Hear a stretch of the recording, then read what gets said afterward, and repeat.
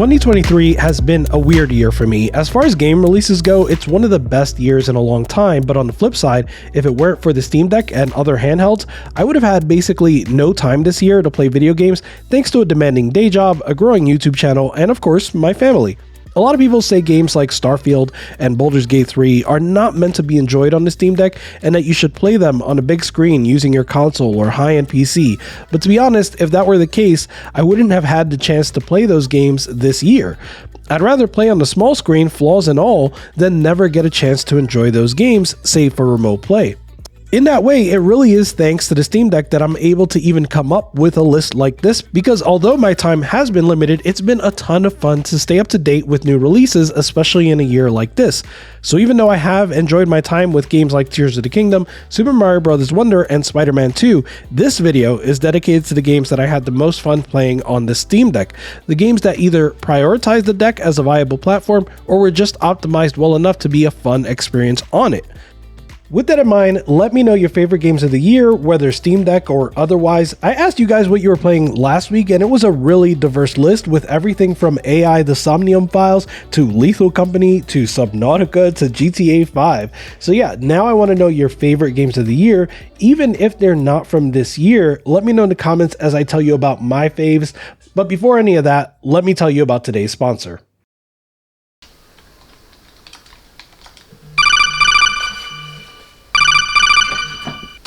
Yo! The cardboard box that you have is ideal for fooling your enemies. It's a very important tool for infiltration missions. So here's the thing. I am very sick of robocalls. This is a very real security problem, and today's sponsor, Aura, is all about protecting you and your family, whether it's fraud, identity theft, robocalls, or just browsing the internet. Aura is a powerful and trusted suite of tools to help you manage your security. They screen calls for you with their call assistant, help you easily monitor and lock your credit, and even give you tools like a VPN, antivirus, and a password manager. When I first signed on to Aura, they found a bunch of places on the dark web with my passwords. I could follow up by changing my password and having Aura submit opt-out requests on my behalf. Beyond that, Aura secures you with a $1 million identity theft insurance policy. See for yourself how trusted Aura is. Check out the user reviews on Trustpilot or the review on TechRadar.com, and you'll find that Aura is a must-have tool in your security toolbox. Better yet, try it yourself using my link, aura.com/fantodeck. With that link, you'll get a 14-day free trial and up to 70% off. So stop the scammers, go to aura.com/fantodeck to get your 14-day free trial now and see if any of your personal information has been compromised. Thank you to Aura for sponsoring this video. If I'm being honest, RoboCop Rogue City is only barely playable on the Steam Deck, and you could certainly argue that it's not playable at all for the outdoor areas. Given that disclaimer, I still had a ton of fun playing RoboCop on the Steam Deck. The plotting pace at which your protagonist moves, combined with an onslaught of bad guys, almost made this game feel like a gallery shooter to me, even more so with gyro enabled on the Steam Deck as I normally do for first-person shooters. It felt like I was transported to an alternate universe that had a RoboCop skin of lethal enforcers, and it was awesome. Funny enough, the game is a lot like the movie in the way that it attracts your reptilian brain with gratuitous and mindless action sequences, but underneath the surface, it's a pretty decent exploration of robo-ethics, capitalism, and corruption within the police force. In that way, RoboCop punches well above its weight and was able to sneak its way onto my favorite Steam Deck games of the year. Alright, confession time. I'm not actually the biggest fan of Survivors games like Vampire Survivors and Brotato. I'm glad they exist, and I really like that so many people enjoy them, but mostly it feels like I'm wasting my limited gaming time where most of the gameplay is just pushing a direction. I know that's reductive, but it's how I felt. Somehow, Holocure pushed past that mental barrier and it clicked for me. Maybe it's because it was free, maybe it's because of the amount of content, maybe it's because of the sheer amount of passion someone had for something that I knew nothing about. I know almost nothing about VTubers and HoloLive, so it's fascinating for me to see someone pour so much of their time and their passion into a project like this for which they'll never get paid. But honestly, I think it's simpler than all of that. Holocure has these big sprites and big animations with a catchy bop as the main tune, and I think it just gave me good vibes to play it. It got me through the initial hump of caring about my build and seeing my character grow their attacks to the point where they're basically covering the entire screen. It hit the right notes to get me into a flow state and just see where the game would take me. If you're like me and don't like Survivors games, well, it would cost you nothing to give this one a try, so check it out. Thirsty Suitors is a weird-ass game. It's exploding with color and style. It's mechanically diverse with gameplay that ranges from skateboarding to turn-based RPG battles to cooking. The game centers around difficult and awkward conversations with your family and exes. The protagonist, Jala, is a heartbreaker, and throughout the game you're trying to mend the relationships you've soured in the past, and in doing so you're learning more about yourself, who you really are. There's this narrator that is embodied by Jala's sister. She acts as the guardian angel on your shoulder that will call you out on your own toxicity whenever you need it.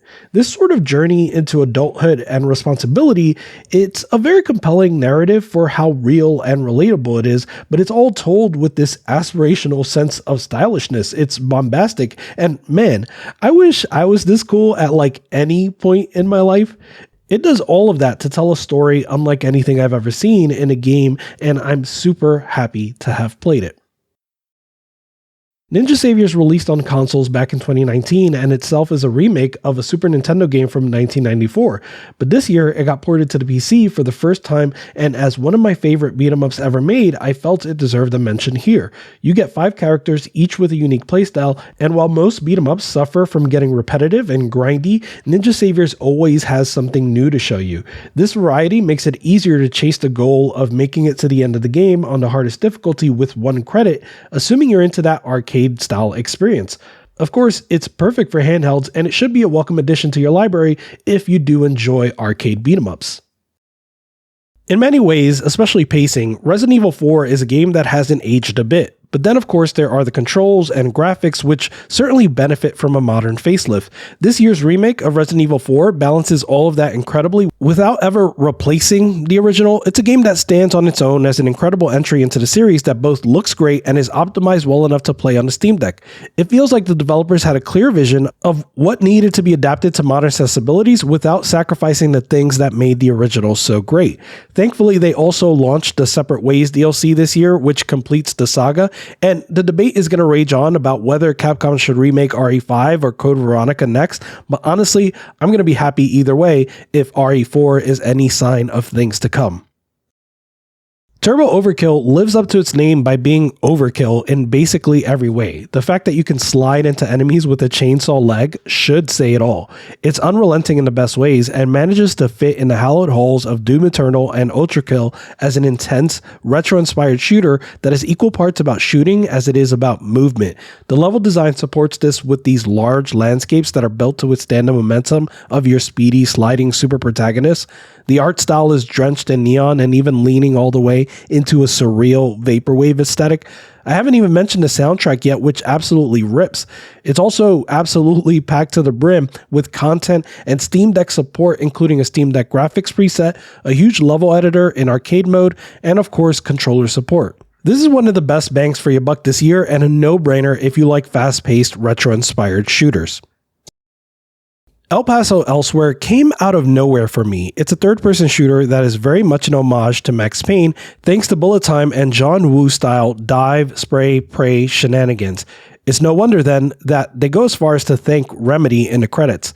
But it's the style and ambiance that really sold me on this game.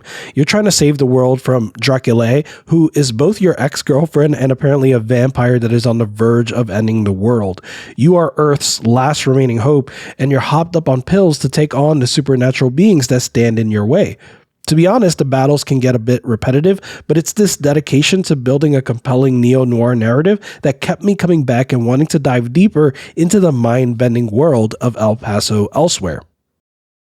Armored Core 6 kind of broke my brain. It was my first time playing an Armored Core game outside of just testing my PS1 or PS2 games in my emulation library, and so by the time I got to the first boss, I learned what it meant to be knowledge checked as well as to be gut checked. Because what I wanted to be was aggressive, to chase down that heavily armored heli with melee attacks until I could stagger it. But AC6 sat my ass down and taught me I had to take it slow. Pick the right time and pick the right angle of attack to avoid the barrage of missiles and fly up under the helicopter. If I measured my boost meter correctly, I would have enough time to press the melee button just as my boost was about to run out. The melee button would take me the rest of the way and attack the helicopter for a good piece of damage.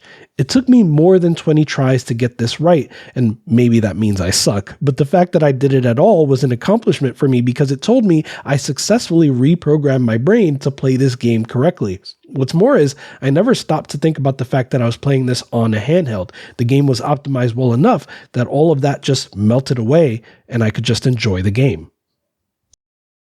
Lies of P is such an accomplishment that it can single-handedly explain why so many people were ready to believe that a no-name studio could possibly make the game that the day before was promising to be, because here stands a Souls-like from a no-name studio that genuinely competes with the best in the genre. The use of the Pinocchio property is genius, and in terms of lore and mythology, I actually kept drawing parallels to Mega Man, the idea of a quote-unquote good robot being tasked with undoing the deeds of the bad robots, and of course the puppeteer Geppetto, who is either Dr. Wily or Dr. Light, depending on the circumstance. More importantly, the combat is excellent, and it rewards aggressive play. Combine that with the gothic aesthetic, and PC players finally have something that can ease the pain of not having Bloodborne. The opening segment stands among the best of the year as it culminates in the first true test of your skill with an epic boss battle, followed by the first lie you tell as Pinocchio. It sets the scene perfectly for the rest of the game, and it showcases a dedication to craftsmanship that you'd rarely see from a studio you'd never heard of. The fact that it runs well on the Steam Deck is a welcome bonus, especially for a game with this level of graphical fidelity. I almost feel a little bad for SEGA because everyone has been waiting for a new Jet Set Radio game, and by the time they finally get around to announcing one, Bomb Rush Cyberpunk proved itself to be the ultimate spiritual successor. It takes the best of both the Jet Set titles and creates something just as special as those two games. There's so much creativity, it's bursting at the seams in every corner of this game. There are the very tags you can choose from, or the soundtrack that slaps you in the face and makes you want to move. But my favorite is the level design, because at first you might think that the game is all about comboing tricks and racking up high scores, but the real fun for me was actually in finding ways to get to hard to reach areas and finding an entire sub-level or additional challenge waiting for me. I had to develop a mastery of the skating controls in order to get to those places, but I was consistently rewarded in doing so. This made wandering around satisfying, and it provided a way to punctuate the crafted missions just with my own curiosity. In the end, of course, I don't actually feel bad for SEGA. The bar has been raised, and if we're lucky, SEGA will find a way to outdo this effort. But if not, we'll always have Bomb Rush Cyberpunk. Pizza Tower is a game that I thought about throughout all of 2023. It's a game that is distinctly not for everyone. Completing a Pizza Tower level is decent fun, but the game doesn't really hit its stride until you're repeating a level for the 20th time because you've memorized every single corner and crevice, but your nerves get the best of you on the last lap, so you pause, take a deep breath, and go at it again with renewed energy. It's the Devil May Cry of 2D platformers. The level structure itself is reminiscent to Wario Land 4. You make your way to the end of a level, and that triggers a timer, leaving you in a rush to make it all the way back to the beginning. How quickly you make it back and how long you maintain your combos both contribute to your rank. Personally, I wasn't satisfied until I reached an S rank, but it's a tall task. You have to find all the secrets, collect every collectible, and never break your combo. I spent hours on individual levels trying to perfect my route and reach that ultimate goal. What made things more challenging is that the protagonist, Peppino, gets these transformations that change up his playstyle. As Firemouth Peppino, you get an air dash, or as a knight, you get a double jump. Each transformation is only seen in 1 or 2 levels throughout the game, and that keeps the overall experience feeling fresh, even though you may end up spending hours on any given challenge. My next game is Hi-Fi Rush, but before I tell you why, I want to tell you about one of my favorite games of all time, Sekiro: Shadows Die Twice. About a quarter of the way through playing Sekiro, I realized something that became really important to the rest of my playthrough. If you're playing it correctly, that is to say, aggressively, Sekiro is a rhythm game. You have to memorize the attack patterns to properly parry them, and you have to properly parry them to get the maximum offensive output. Combos in fighting games are all about rhythm too, which probably explains why my execution is so bad. The point is, action combat games have always had a rhythm element to them, and Hi-Fi Rush kind of lifts the veil, and in doing so, actually makes it more accessible. Now, I can see exactly which beat I missed and how much it cost me. Perhaps it's no wonder then that Hi-Fi Rush seems to have the broadest appeal of any action combat game I've seen. Sure, Bayonetta and Devil May Cry always get plenty of praise, but Hi-Fi Rush seemed like a game that penetrated pop culture in a way I don't feel like I've seen before. Of course, it helps that this game was on Game Pass, not to mention it's well optimized to even run at a smooth 60 frames per second on the deck. And I'd be remiss if I didn't mention the lengths that Bethesda and Tango took towards the actual accessibility features like support for colorblind players, subtitle adjustments, the option for simplified inputs, and of course the ability to actually see the beat. When it comes to looks, the graphics of Hi-Fi Rush may not hang with ultra-high budget games like Red Dead Redemption 2 and Cyberpunk 2077, but it proves that you don't need to in order to have a gorgeous game. Hi-Fi Rush is a game whose looks will be praised 15 years from now, just like Mirror's Edge is still praised today. But don't let 15 years pass until you play this, buy it, fire it up, and I promise you will have a smile on your face the entire time. More than Hi-Fi Rush, Octopath Traveler 2 is a game that was seemingly forgotten due to its early in the year release date. But make no mistake, even in a year full of amazing games, many of which were RPGs, Octopath Traveler 2 is a must-play. There's not much I can say about the graphics that haven't already been said. The HD 2D makes pixel art feel novel and charming again, even though what it's doing is not particularly special, technologically speaking. In the end, it's all about the craftsmanship. We all know that the Octopath series is all about weaving together multiple different narratives and viewpoints, but I would argue that, in and of itself, is a gimmick. And I don't mean that as an insult. What I'm saying is, even though tying together multiple different narratives is an impressive feat, it would fall flat if the individual characters were dry and their journeys rote. That's why Octopath Traveler 2 spends so much time building up each individual protagonist, putting them into high-stakes scenarios to the point where you get invested in the success of each one. There's Hikari and his struggle to retain and later regain power over his kingdom. There's Oswald, whose thirst for revenge is enough to fuel his plans for a prison break. More important for someone like me, however, are the turn-based battle mechanics that never got boring. As I've gotten older, it's been harder for me to play classic-style turn-based JRPGs where it feels like I have to use neither my brain nor my dexterity, and there's a chance that I was just playing those games wrong, but Octo's battle system resonated with me in ways that those other games were never able to, and I think it's because my strategy mattered.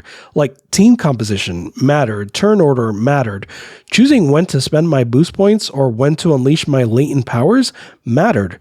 The battles weren't something to do in between the good parts of the game. The battles were the good parts just as much as the story was. That makes Octopath Traveler 2 a complete package and honestly one of the best games of the year. Sea of Stars is a magical experience. It's a game that really nails everything. You can go fire up the soundtrack right now, and I think you'd agree that composer Eric Brown really crafted an entire experience. I mean it, the OST alone will take you on a whole ass journey. But Sea of Stars is not just music that transports you, or gorgeous pixel art, or vibrant environments, or even a gripping narrative. It's also gameplay that keeps you engaged, even in portions that would amount to filler in other games of this sort. It's 30 hours long, and it never wastes a moment. Nothing exemplifies this more than the battle system. Yes, it borrows engaging mechanics from games like Chrono Trigger and Mario RPG, but it puts them together in a way that makes it wholly unique. You can lean on your creativity, or you can lean on your sheer rhythm to get an advantage against the baddies. It makes every battle mean something, kind of like a Souls-like, but with much lower stakes. And that's just how it goes with everything about this game. Every corner of the map is intentionally designed, every campfire is an opportunity to learn more about your friends, not a single line of dialogue is wasted, and every chord is meaningful. When adult gamers talk about games that don't waste their time, they're usually referring to short games, but Sea of Stars proves you don't have to be under 20 hours to respect the player's time. As a result, Sea of Stars became more than the sum of its parts. It may stand on the shoulders of giants like Chrono Trigger, but in doing so, it takes the genre to a new height. I don't know what's in store next for developers Sabotage Studio, but this is now their second success, and I have no doubt they'll land a hat trick. By this point, you may have guessed that my game of the year is Baldur's Gate 3. The truth is that Baldur's Gate 3 embodies two things that have been blind spots for me for a long time: CRPGs and Dungeons and Dragons. I knew I missed out on CRPGs as a kid thanks to never really owning a gaming PC, and for a long time they just seemed impenetrable. Modern CRPGs like Divinity Original Sin, Pillars of Eternity, and Disco Elysium finally felt approachable enough that I bought these games and really wanted to dig in, but still could never find the time to get lost in them. I don't know if this time was different because of the fever around Baldur's Gate 3 or because of the freedom of playing on a handheld, but I suspect it was more the latter than the former, because my first 6 hours were almost exclusively on the train rides I took after the week this was released. During that time, I experienced something I don't think I ever truly had: role-playing. I've played plenty of RPGs, but I never really took the approach of sincerely trying to play a role like I did with Baldur's Gate 3, where I stepped into a persona that was generally helpful to other people, but sort of a dick about it. Baldur's Gate 3 offered a lot of opportunities to stick my nose where it didn't belong, and I would parade around like I was hot shit for solving people's problems, even when they didn't ask. Many times, the act of sticking my nose where it didn't belong would lead to unintended consequences, like when I walked in on a goblin giving an orc backshots in a barn, and then I was forced to fight them both when they angrily set their sights on me. I was genuinely sad that I had to kill them because they were literally just minding their own business. But what choice did I have? They were huge and hormonally charged. They were going to tear us to shreds. You would think I'd have learned my lesson after that and became a little less cavalier, but I just couldn't. This is just who I am now. I'm brazen, bold, and attracted to risk and the reward that comes with it, even though I'm nothing like that in real life. This is what Baldur's Gate 3 brings to the table: a true opportunity to escape everything in your life and immerse yourself into another world and even another person. It does this so well that for many people, the quality gameplay outweighs the fact that it starts to perform poorly in the third act. For me personally, I haven't made it to that third act, but it's okay because what I've played so far has given me an experience unlike anything else. Baldur's Gate 3 is a game that I will never forget. What about you? What was your favorite game of the year? Don't forget to let me know in the comments, and thank you once again to today's sponsor, Aura. Be sure to check them out using the link in the description. I hope you've all had a wonderful year. Thank you all for rocking with me. Stay blessed. I will check you in the new year. Deck Gang out. Goodbye.